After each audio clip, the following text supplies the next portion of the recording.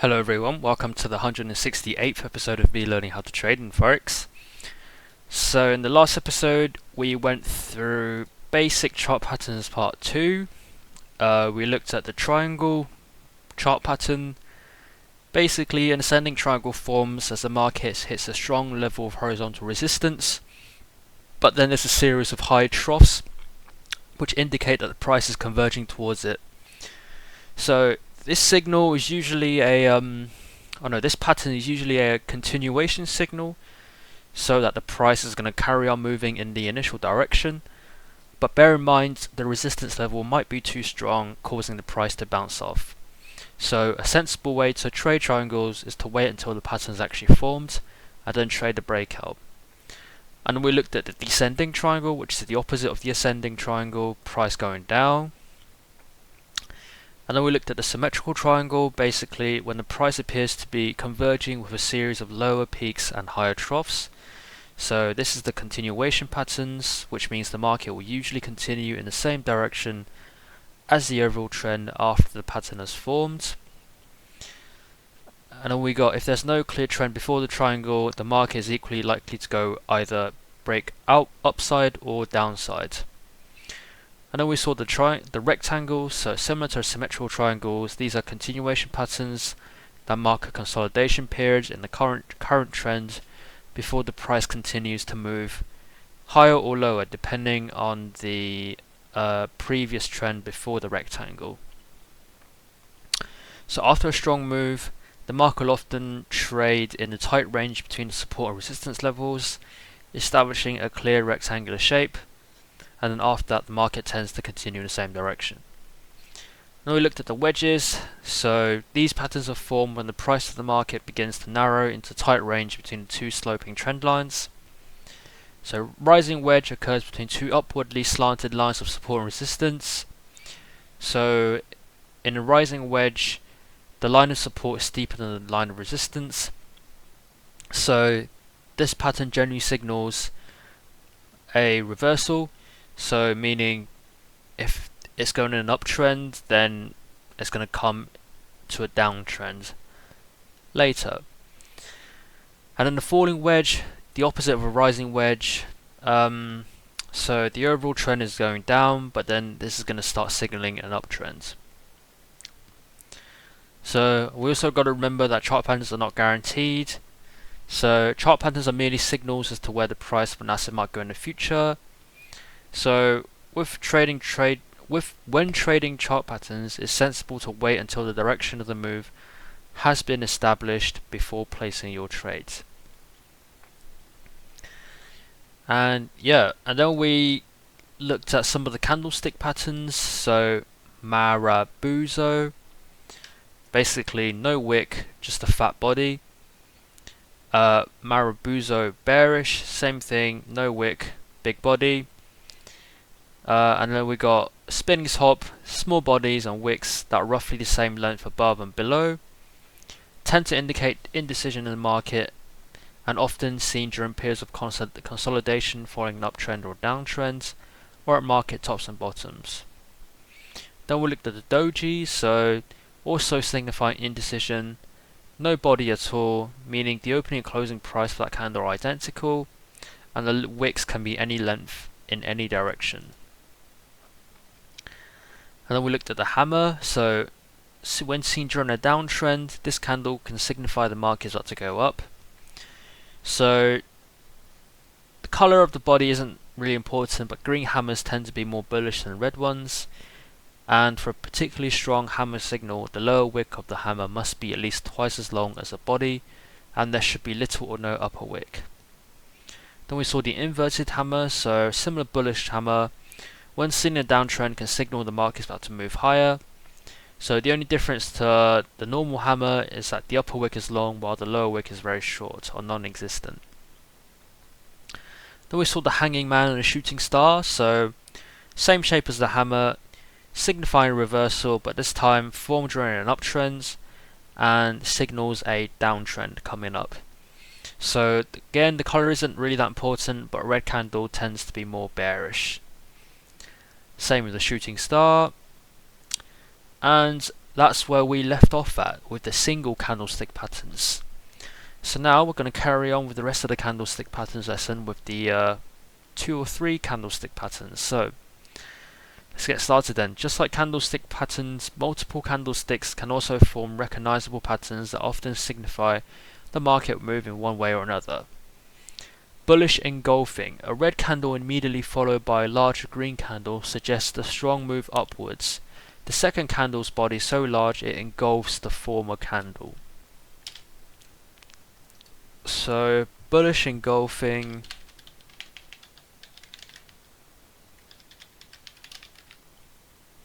engulfing, not engulfing. Engulfing. Red candle immediately followed by a larger green candle. Red candle immediately followed by a green candle. Suggests a strong move upwards. Suggests a strong move upwards. Second candle's body is so large it engulfs the former candle. So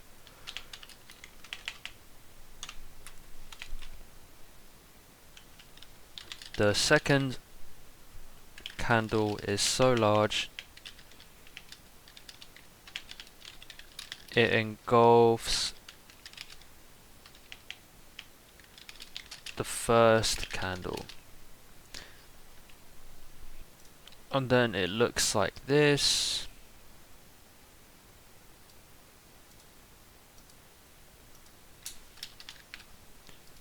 So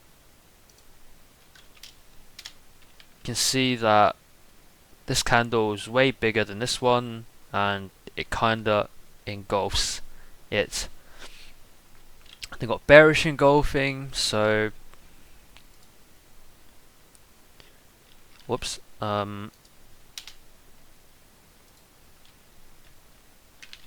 Bearish engulfing, so green candle immediately followed by a red candle.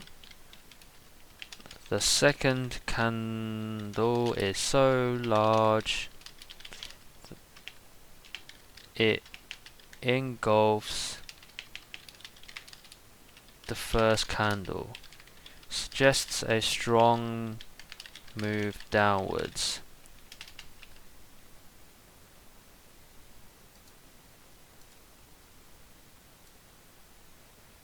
Looks like this.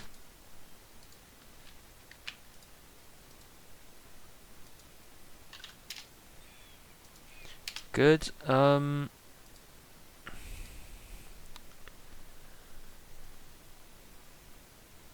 So these are kind of reversal patterns, I guess. Tweezer bottoms.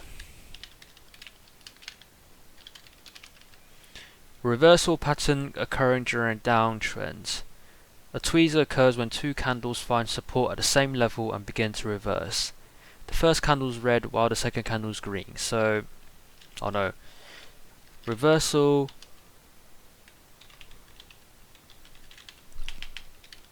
pattern formed during a downtrend. Occurs when two candles find support at the same level and begin to reverse. Occurs when two candles find support and begin to reverse. Support at the same level, begin to reverse. The first candle is red while the second candle is green. Red, the second candle is green.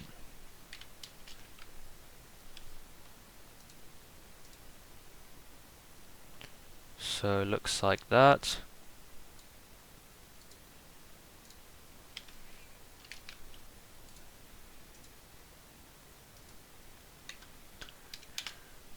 Okay. And then we got tweezer tops. So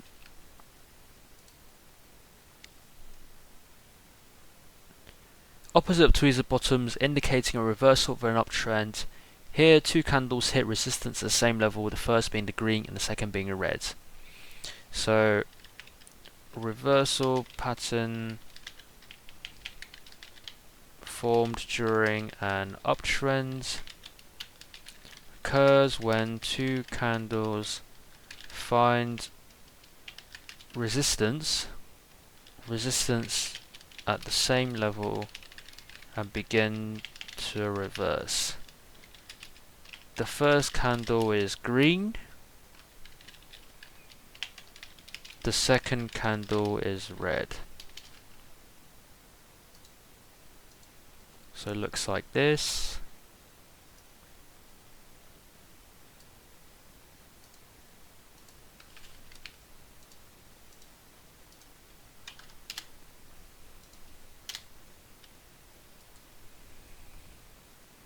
Yep. Morning star, a 3-candle pattern indicating, alright, so that's all the 2-candle stick patterns. 3-candle morning star, so morning star, a 3-candle pattern indicating a reversal in a downtrend. First candle is red, second is a spinning top or a doji, third is green. Traditionally, the star should gap lower on entry and then gap higher on exit into the third candle. However, 24-hour markets typically have few gaps, so traders tend to ignore this requirement. Indicates a reversal in a downtrend. First candle is red, second is spinning top or doji, and third is green. First candle is red, second is spinning top or doji, third is green. Traditionally, the star should gap lower on entry and then gap higher on exit into the third candle. Gap lower on entry. What does gap lower mean?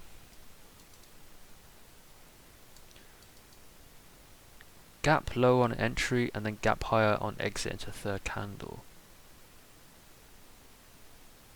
The star should gap lower on entry, so entry is the opening closing, so if this is a red candle, that means the closing price was below the opening price, so opening would be here, closing would be here. Gap lower on entry and then gap higher on exit into the third candle.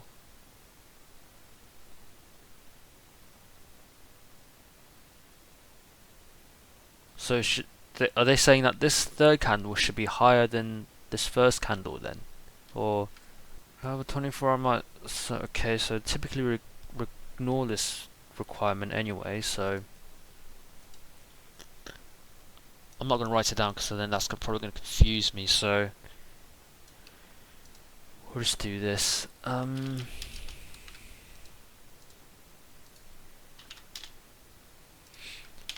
Nice.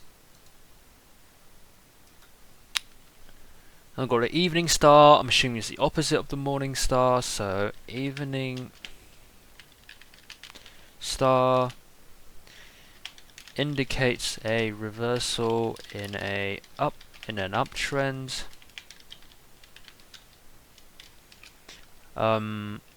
First candle is green,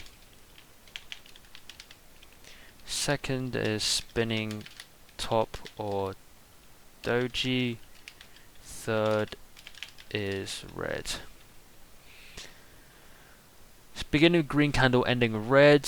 Yep, this indicates a reversal of an uptrend. Yep.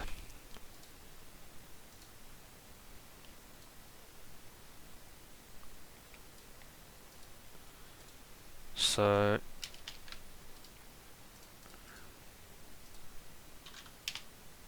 looks like that.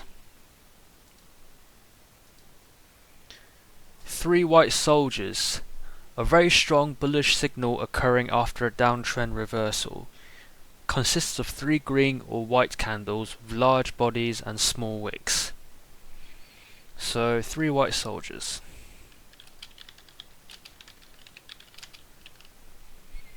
Strong bullish signal occurring after downtrend reversal.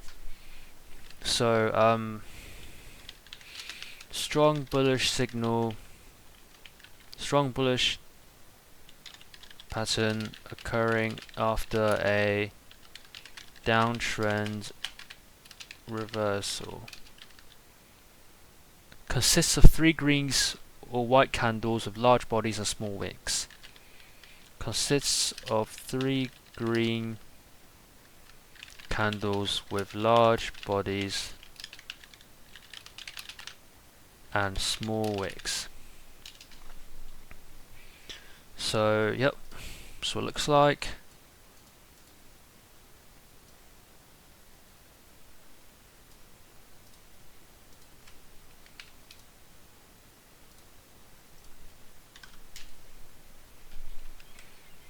So 1, 2, 3, 3 green candles, large bodies, and barely any wicks on these, and then no wick on the third one. Yep, and then we got the opposite of that, which I think is called like 3 white crows, 3 black crows. So 3 black crows. Strong bearish pattern occurring after an uptrend reversal. Consists of 3 red candles with large bodies and small wicks. Looks like this. Oops.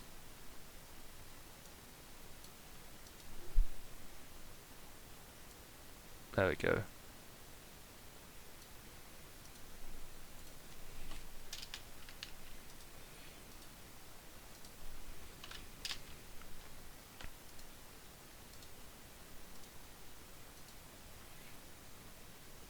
So,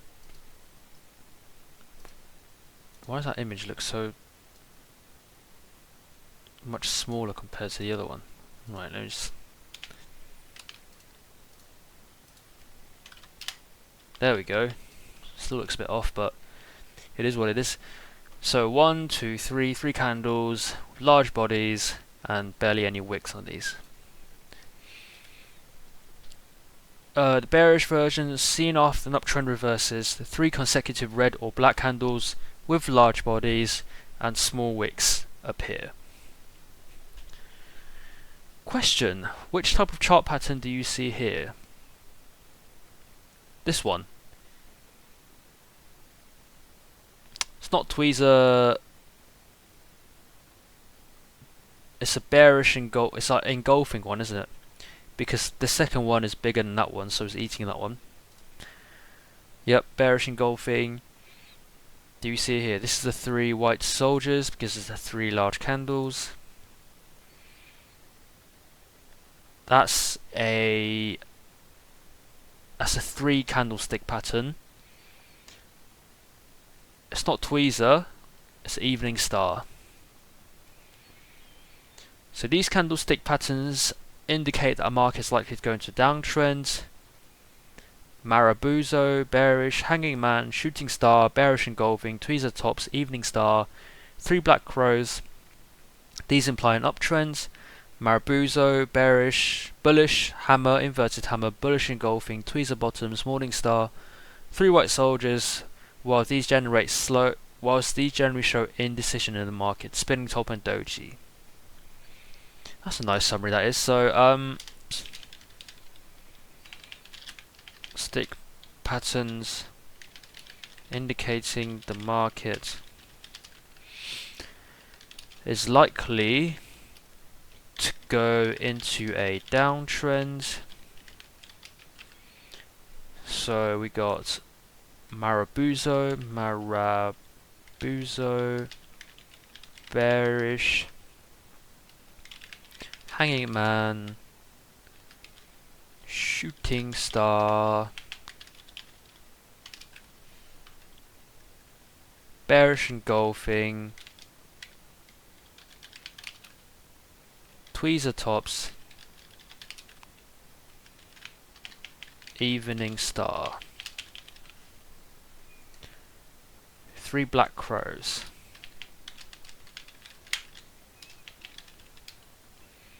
candlestick patterns indicating the market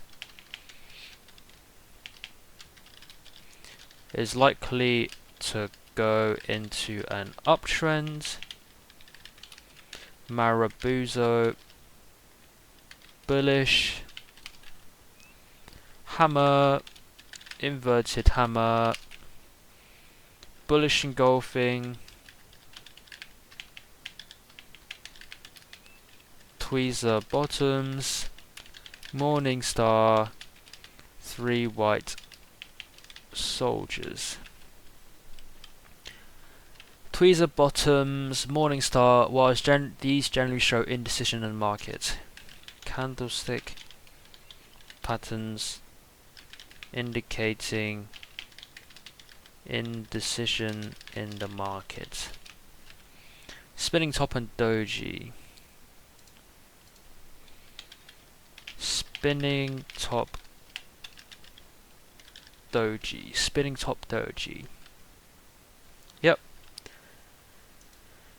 Moving averages. Moving averages.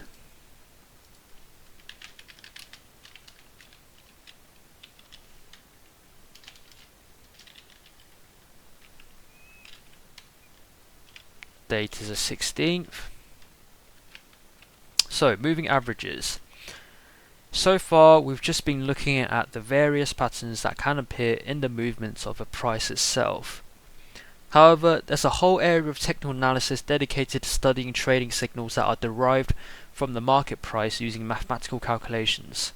These are called technical indicators, and they can be very useful weapons in a technical analyst's arsenal. Technical indicators are trading signals that are derived from the market price using mathematical calculations. So technical indicators, trading signals that are derived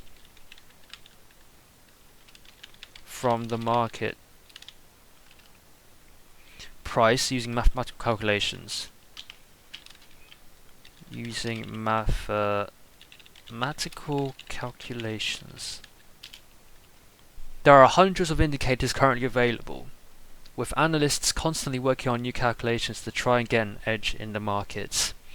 Looking at these in detail is beyond the scope of this course, but we will take a quick peek at one of the most popular and widely used indicators out there, the moving average. There are 2 main types of moving average, simple and exponential. Yep. So 2 main types of moving averages, simple and exponential. Simple moving average or moving average or simple moving average. Unsurprisingly, given its name, the simple moving average simply plots the average price of a market over a specified period of time. So, simple moving average plots the average price of a market over a specified period of time. Let's look at the daily GBP USD chart with a 10-second moving average or 10-period moving average overlaid on top. Daily chart, 10-period moving average. Okay. In this case, to get the simple moving average for a particular day, all you need to do is add up the closing price of the last 10 periods, or days in this case, then divide them by 10 to get the average. So, to get the simple moving average of a particular period, add up the closing price of the last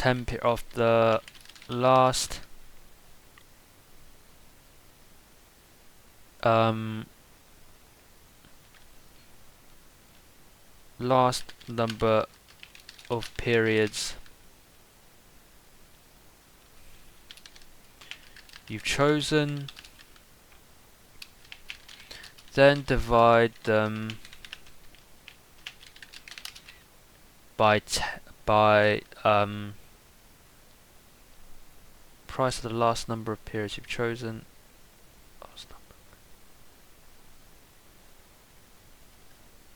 By the number of periods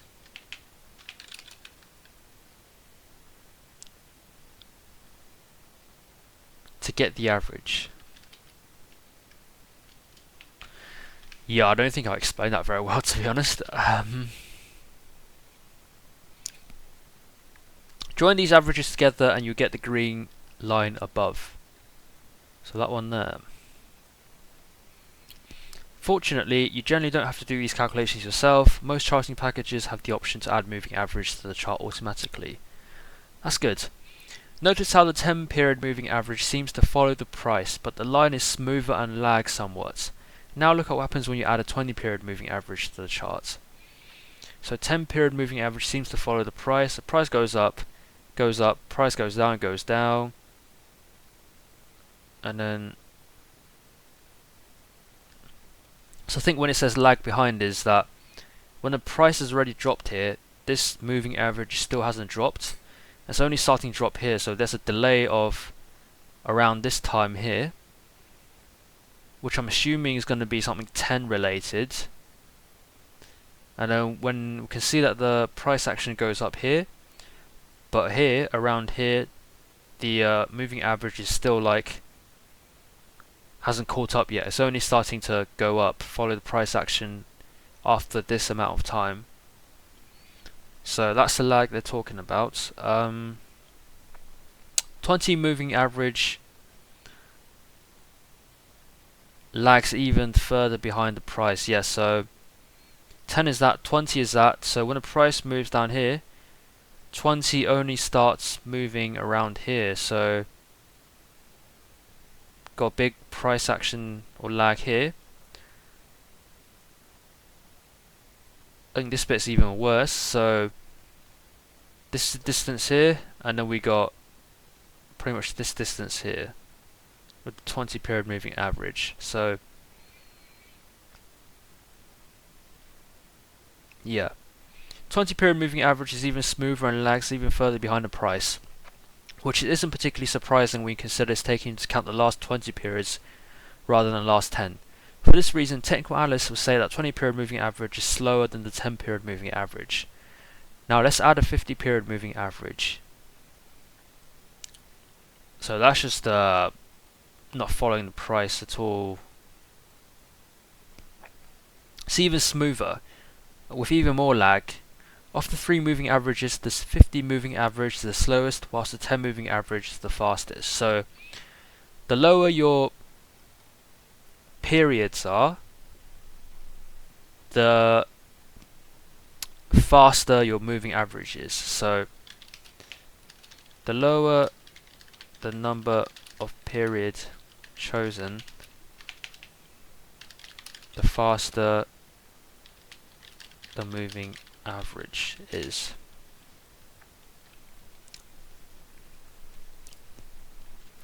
Faster moving average equals less lag, less smooth. Slower moving average equals more lag, more smooth. Exponential moving average. The exponential moving average works in pretty much the same way as the simple moving average, except it gives more weight to the more recent periods. So exponential moving average works in the same way as the simple moving average, except it gives more weight to the more recent periods. This means that the exponential moving average is quicker to respond to price moves and tends to follow the underlying price more closely than the corresponding moving average. So exponential moving averages is quicker to respond to price moves and tends to follow the underlying price more closely than the corresponding simple moving average. Let's have a look at how the 20 exponential moving average compares to the 20 moving simple moving average on a daily GBP USD chart. So exponential moving average is that line there, the bottom one. This is the normal simple moving average. So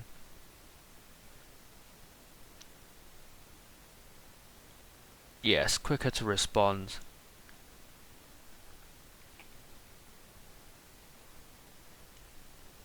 So that's that line there.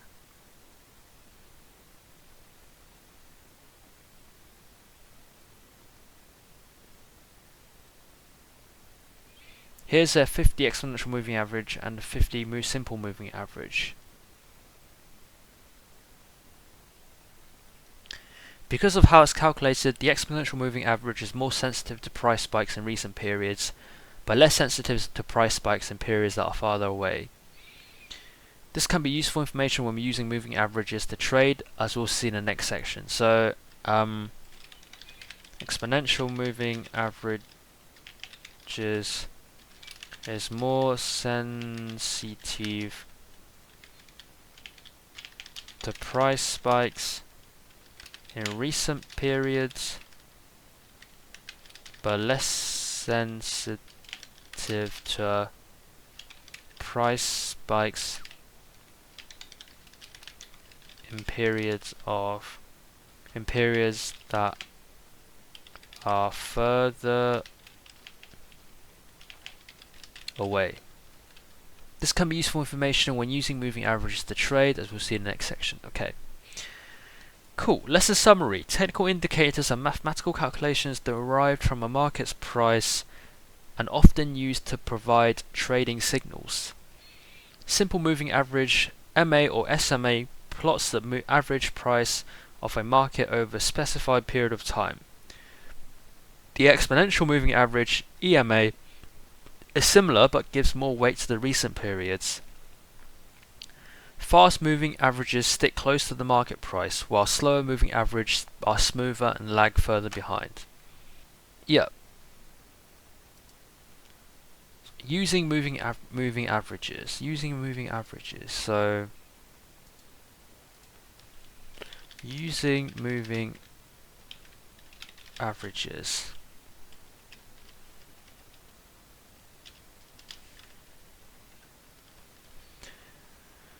So now that we've explored the mechanics of moving averages, you may be wondering how you can apply that information in your trading. In this section, we'll look at some of the ways of interpreting moving averages and forecasting market behavior. Deriving trend direction using moving averages. Generally, in an uptrend, the shorter period or faster moving averages will remain above the longer period or slower ones. You expect that because the slower moving averages will take longer to react to the trend. In this 4-hour GBP USD chart, for example, during the uptrend, the simple moving average at the top, followed by the 20 and then 50. So, in an uptrend, the shorter periods or faster moving average will remain above the long period or slower moving average, as the slower moving averages will take longer time to react to the trend. So I can have a little nice diagram here showing how it looks like.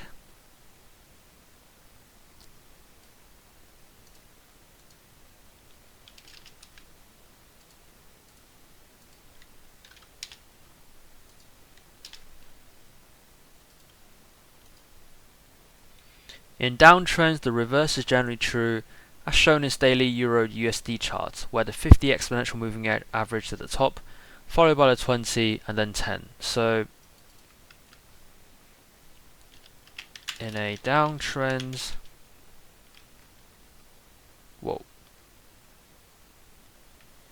the slower moving average will remain above the short periods or faster moving average, as the faster moving averages takes shorter time to react to the trend.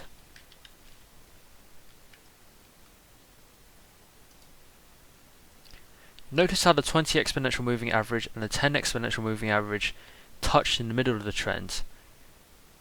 So around here. So this method, like all technical analysis, is not foolproof. However, when combined with other techniques such as trend lines and channels, it can be a useful way of identifying the general direction a market is headed. Moving average crossovers. Let's go back to the 4-hour GBP/USD chart, but this time removing the 50 simple moving average. So the one line that is like over here is gone. As we've seen, the 10 moving average is usually above the 20 moving average in an uptrend, but below it in a downtrend. The point where the moving averages crosses, therefore, can be useful places to enter and or exit trades. So the points where moving average crosses can be useful places to enter / exit trades. In general, you'll go long when a shorter term moving average crosses above the longer term moving average, and reverse your position when a longer term moving average crosses above the shorter term moving average. So go long when the shorter moving average crosses above the longer moving average. Go short when the longer moving average crosses above the shorter moving average.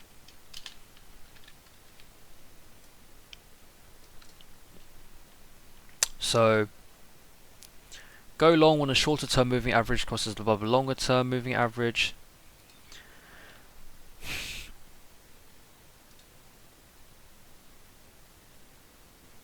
Oh wait, so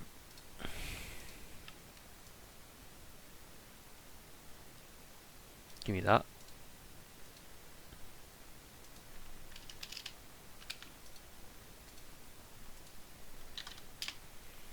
So go long when a shorter moving average crosses above the longer moving average. So when that becomes that, when that becomes that, that's when you go long because it's in an uptrend. Go short when a longer moving average crosses above the short moving average. So from that to that's when you go short because then it's going to be into a downtrend.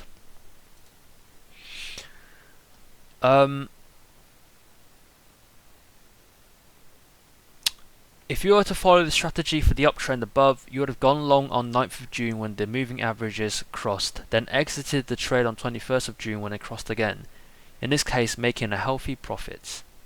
Note that this method should only be used when the market is in a strong uptrend or downtrend.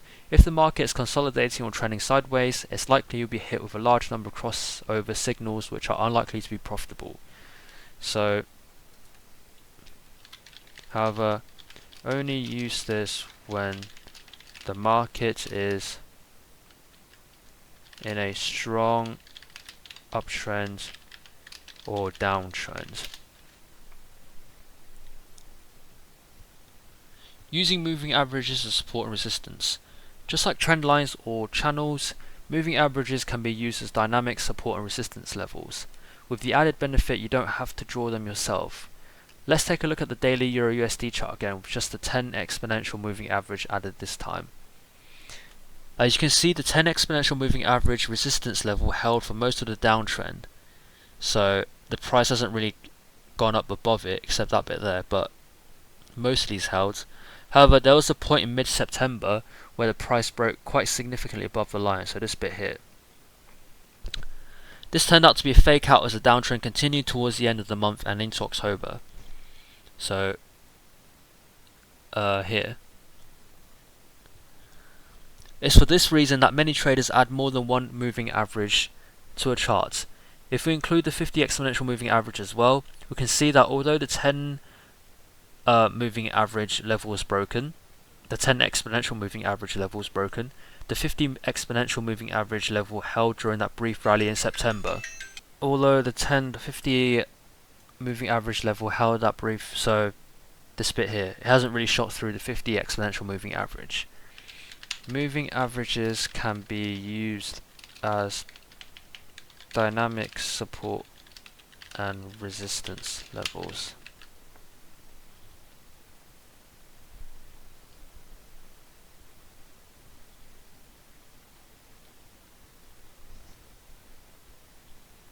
Yep. So adding the 50 exponential moving average also throws up a strong crossover signal at the end of that period, at the end of a period of consolidation in November and early December. So I think they're trying to say over here, early December, yep. Just before the market goes into the uptrend. At the end of a period in November and early December. So around like this area here where that's starting to go, where this line is starting to go towards that line, starting to cross over, so this bit here. Just before the market goes in an uptrend.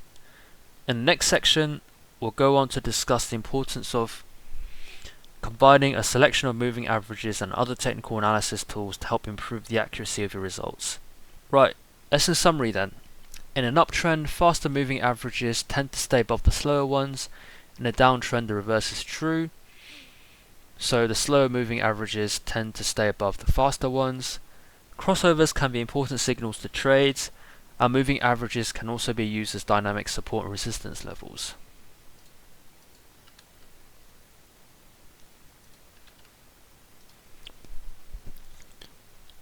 They should give an example of where it's used at a support level, because how could it become a support level though if... Oh, I guess this is like a support level, isn't it, where the price wouldn't drop down below this bit here. Right, okay, never mind. Okay, that's fine then, yep. So, understood. Okay.